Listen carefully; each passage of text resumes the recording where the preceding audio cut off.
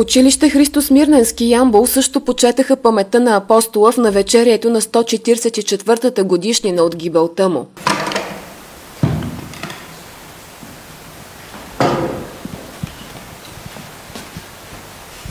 Кълнем се да служим вярно на Отечеството си. Готови сме да умрем за него.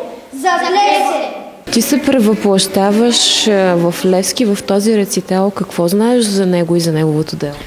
Той е много голям български герой.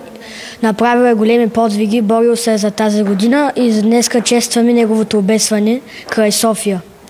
Тъжни сме, обаче трябва да отбележим този важен случай, защото той е един български герой, един български син, който се е борил за тази година, за да спаси нас, за да спаси децата, създава комитети.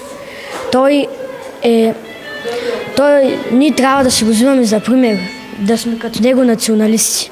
А ти вълнуваш ли се, че в рецитала точно в неговата роля се превъплъщаваш? Много направо сърцето ми топти, не мога да го спра.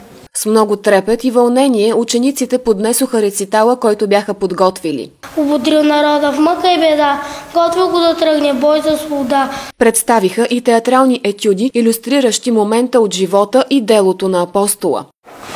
Къде си? Какво е името ти?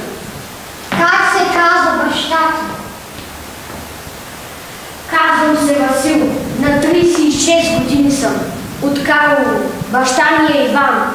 Занаята ми е да служа на народа.